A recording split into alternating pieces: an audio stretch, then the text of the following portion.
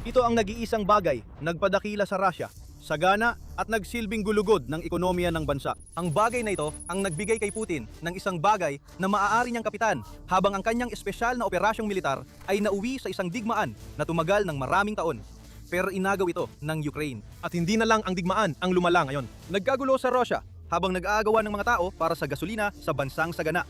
O dapat siguro nating sabihing datay sagana. Ang kampanya ng Ukraine ng mga pag-ataking malalim sa loob ng teritoryo ay nagdulot ng sakit na hindi inasahan ni Putin. At ang mga mamamayan ng Russia ang nagbabayad ng presyo. Akala ng Russia ay nakakabangon na ito mula sa lahat ng ito.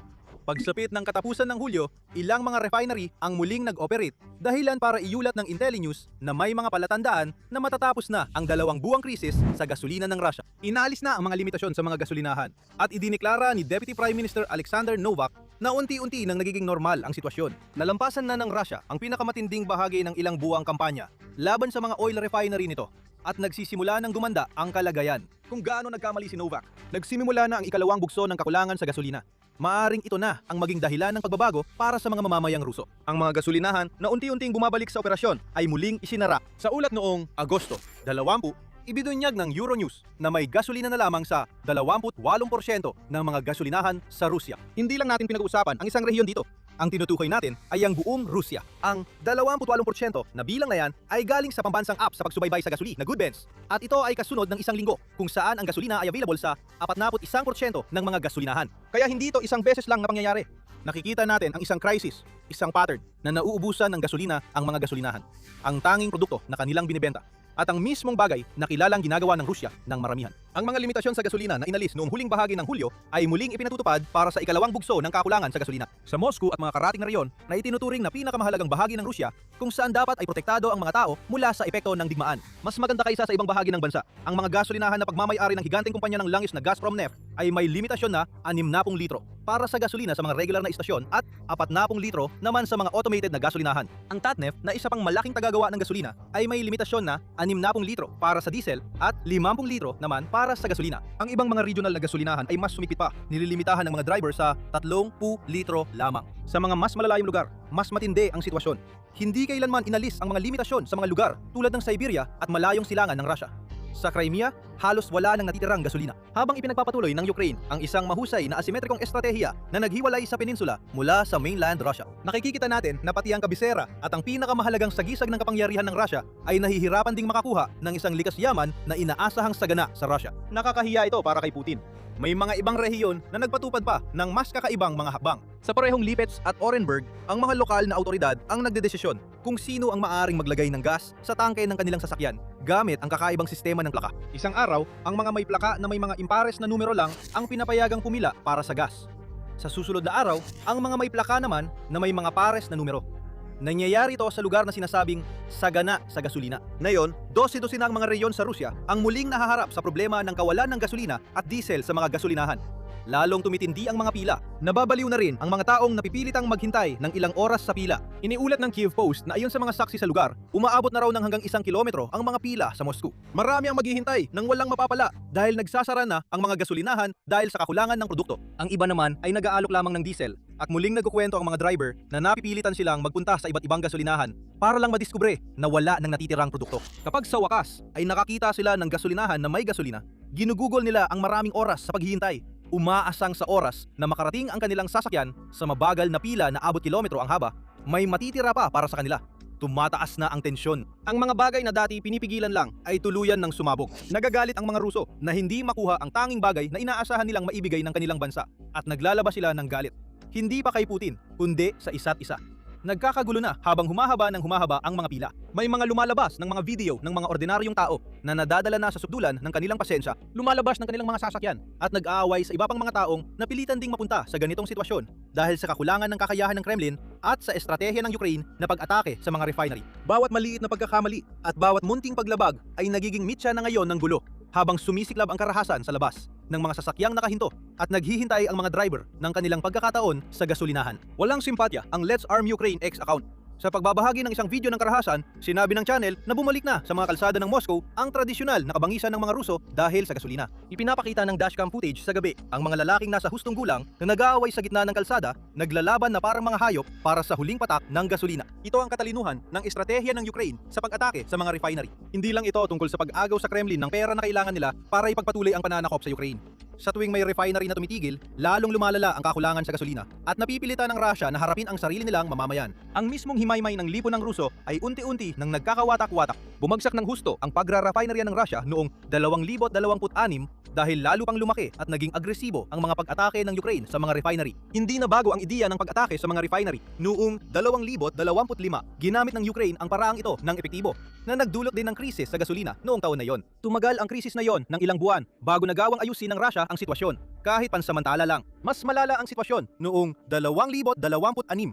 Ang mga pag-atake ng Ukraine ay nagdulot ng dalawang magkahiwalay na yugto ng krisis sa gasolina na tanging ilang linggo lang ingpagitan kung saan inakala ng Russia na maaari silang makabawi. Kinuwenta ng Russian Forbes na ang mga nasirang refinery ay bumubuo na ngayon ng 54% ng kabuuang kapasidad ng pagpipino sa bansa. Ibig sabihin, mahigit kalahati ng mga refinery ng Russia ay sarado o limitado ang operasyon. Napakababa na ng araw-araw na produksyon ng gasolina kaya nagkaroon na ng kakulangan. Noong Hulyo, bumaba ang produksyon ng gasolina sa humigit kumulang 80,000 tonelada kumpara sa karaniwang pangangailangan na umaabot sa 120,000 tonelada bawat buwan. Sa madaling salita, ibig sabihin nito ay 35% na mas mababa ang produksyon ng gasolina ng Russia kaysa sa kailangan ng mga tao. Kaya nakikita natin ang mga pila. Inilalarawan ni Putin ang sitwasyon bilang hindi kritikal. Nagsisinungaling siya. Pagsapit ng simula ng Agosto, bumagsak ang pagpipino ng langis ng Russia sa pinakamababa sa loob ng 24 na taon. Lahat ito ay dahil sa mga drone strike ng Ukraine. Noong Hulyo, nagproseso ang mga refinery ng Russia ng 3.6 na milyong bariles ng krudong langis bawat araw, na mas mababa kumpara sa average na 5.3 hanggang 5.6 na milyong bariles araw-araw mula 2020 hanggang 2025. Hindi pa naranasan ng Russia ang ganito mula pa noong Mayo 2022 at hindi ito gumaganda. Tinamaan ng Ukraine ang 18 refinery ng Russia noong Hulyo at ang pinakatampok dito ay ang record-breaking na 2,500 kilometro pag-atake laban sa Omsk Refinery sa Siberia. Pero hindi lang ang dami ng mga refinery na tinatamaan ang nagdudulot ng problema. Ang paraan ng pag-atake ng Ukraine ang dahilan. Hindi lang basta tinatamaan ng Ukraine ang isang refinery at tapos na agad ang kanilang operasyon. Kapag tinamaan na ang isang refinery, nagiging target ito para sa mga sunod-sunod na pag-atake. Ang refinery sa Ryazan ay isang perpektong halimbawa. Simula pa noong Hulyo 29 na hinto o naputol ang operasyon nito dahil tuloy-tuloy ang pag-atake ng mga drone ng Ukraine. Ganito rin ang nangyayari sa mga refinery ng Volgograd at Saratov. Isang beses umatake ang Ukraine, nagdudulot ng pinsala at pagkatapos ay umatake ulit. Kaya hindi makapasok ang mga repair crew para magtrabaho. Dahilan para mas matagal pang hindi gumana ang mga refinery. At hindi lang gasolina ang naapektuhan. Tulad ng binanggit ng United 24 Media sa ulat noong Agosto 11, tumaas ng 100% ang presyo ng langis ng makina sa Russia. Kahit makakuha ng gasolina ang isang Ruso para sa kanilang tangke, ang pagtaas ng presyo ng mga pangunahing pampadulas ay nagpapamahal sa simpleng pagmamantini kaysa dati. Ang karaniwang motorista ay mararamdaman na parang tinatamaan sila mula sa lahat ng panig. Lahat ito ay dahil sa mga drone na lumilipad papunta sa mga refinery na 12-12 nang, kung hindi man daan-daang kilometro ang layo mula sa kung saan nila nararamdaman ang epekto. Ang tanging inaasahan ng mga motoristang yon ay may mga solusyong inihahanda ang Kremlin para tapusin ang kaguluhan sa supply ng gasolina. Tungkol dyan, may mga solusyon ang Kremlin, oo, pero hindi ito ang gusto ng karaniwang Russian na makita. Pangsupil, tahasang kasinungalingan, at ganap na pagbabagong anyo mula sa pagiging higante ng gasolina tungo sa desperadong importer. Yan lang ang kayang gawin ng Kremlin. Pero bago natin talakayin lahat ng yan, paalala lang na nanonood kayo ng Military Show. Kung may natututunan kayo mula sa channel na ito, huwag kalimutang mag-subscribe at i-enable ang notifications para hindi ninyo ma-miss ang alinman sa aming mga video. Ang kasalukuyang solusyon ng Rusya sa kaguluhan ng pila sa kanilang mga gasolinahan ay ang magsagawa ng pagsupil. Sa isang ulat noong Agosto 21, sinabi ng The Independent na nagpapahuli si Putin ng mga Ruso na nagrereklamo tungkol sa kakulangan ng gasolina at may ilang mga halimbawa. Tandaan ang Volgograd, reyon ng paulit-ulit na pag-atake na nagpatigil sa operasyon ng kanilang refinery. Doon, inaresto ng pulisya ang 5 tao dahil lamang sa pagkuha ng video na apela para sa pinununang komite ng investigasyon ng Russia, si Alexander Bastrikin. Ang apelang yon ay humihingi ng paliwanag kung bakit binigyan ng prioridad na fuel card ang mga lokal na opisyal, habang ang publiko ay walang natanggap. Ito ay tinawag ng Kremlin bilang isang hindi autorisadong pampublikong pagtitipon at naglabas na sila ng mga multa. 5 tao ang nagbibideo. Yan ay itinuturing ng hindi autorisadong pampublikong pagtitipon sa Russia sa ngayon, na kasing walang sasay ng tunog nito.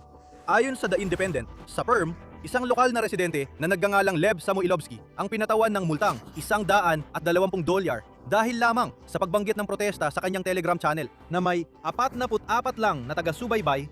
Ganiyan nakalalim ang kultura ng pagmamanman sa Russia ngayon. Isang lalaki na halos walang presensya sa social media ay sinusubaybayan at pinarusahan pa rin dahil lang sa posibilidad na baka lang magreklamo bilang bahagi ng isang grupo tungkol sa idinulot ng digmaan ni Putin sa mga tao ng Russia. Ito ay pananakot. Wala nang ibang paraan para ilarawan ito. Gusto ng Kremlin na tiisin at manahimik na lang ang mga tao sa Russia. Sapagkat kung walang mga Ruso na nagrereklamo tungkol sa krisis sa gasolina, parang nawawala na lang ang krisis sa paningin ni Putin at ng kanyang mga kasamahan. Habang mas maraming tinatahimik ang Kremlin, mas madali para sa mga autoridad ng Russia na sabihan ang kanilang mga tao na huwag pansinin ang mga ebidensya na nakikita at naririnig nila. Noong Agosto 18, sinabi ng ministro ng enerhiya ng Russia na si Sergei Savelyev ang katawatawang pahayag na may gasolina at diesel pa rin daw sa lahat ng lugar. Habang sabay na inaangkin na alam niya ang problema sa pila at ang ministeryo ay nagtatrabaho para mas ulusyonan ito. Ano ba talaga, Savelyev? Kung may supply ng gasolina at diesel naman talaga kahit saan, hindi sana umiiral ang problemang pinapangako mong lutasin. Ibig naming sabihin, oo, magkakaroon naman ng kaunting supply ng gasolina at diesel sa mga reyon kung saan may mga restriksyon.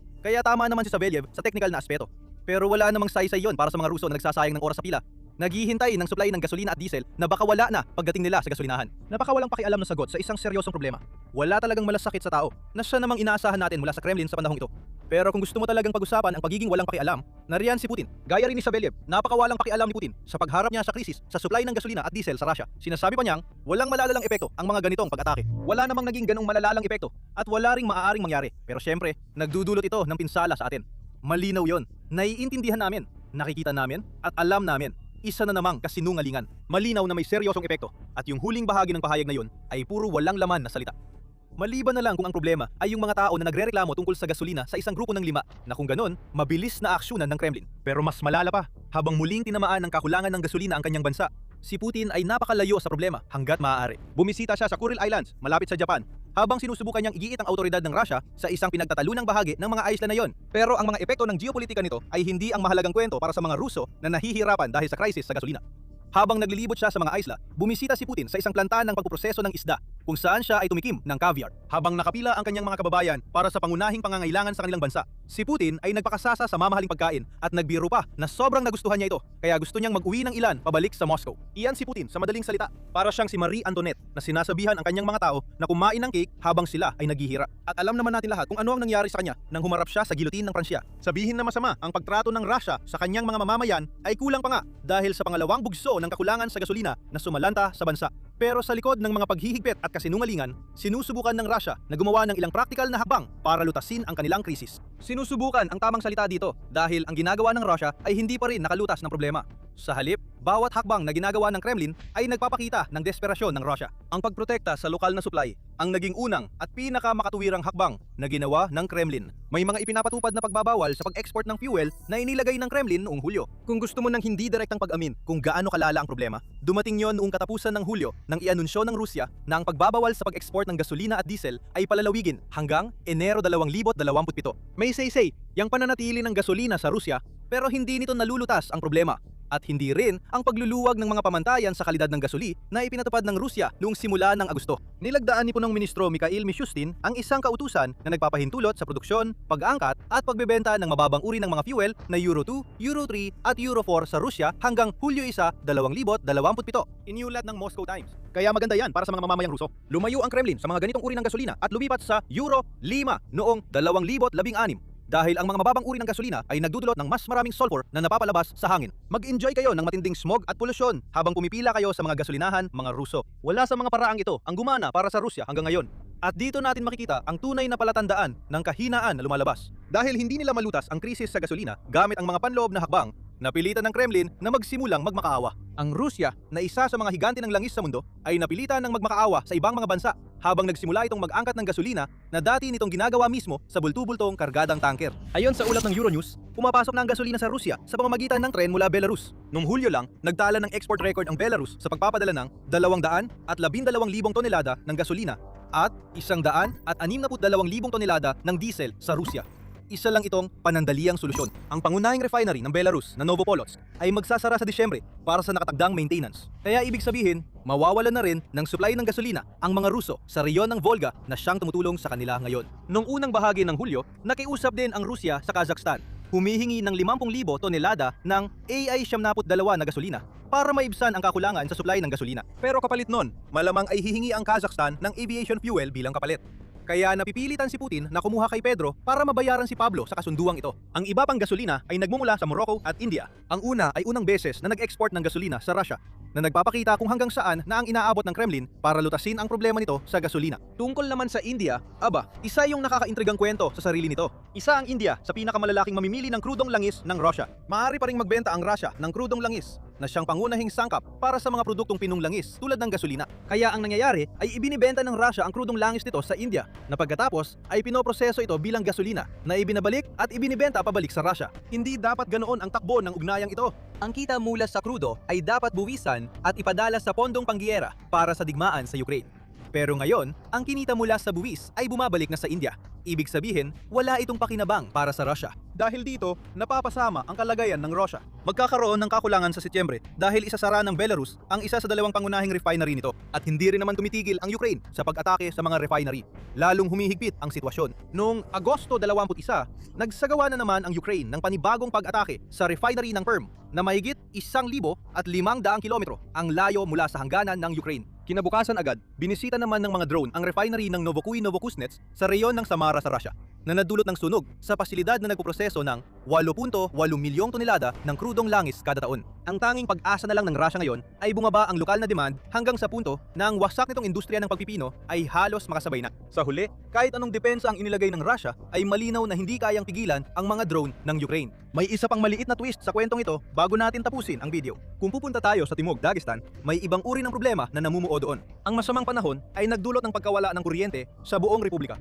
Noong Agosto 10, isang insidente ang nag-iwan sa 77 na mga pamayanan sa Dagestan na walang kuryente. Konteksto kung bakit ito mahalaga. Ang Dagestan ay isang republika ng Federasyong Ruso at hindi masaya ang mga tao rito. Nagsimula ang pagkawala ng kuryente noong Agosto 6 at nagdulot ito ng sunod-sunod na mga protesta kung saan dumagsa ang mga tao sa kalsada at tuluyang pinatigil ang trapiko. Ginawa ng mga otoridad ang lahat ng kanilang makakaya para paupain ang mga protesta.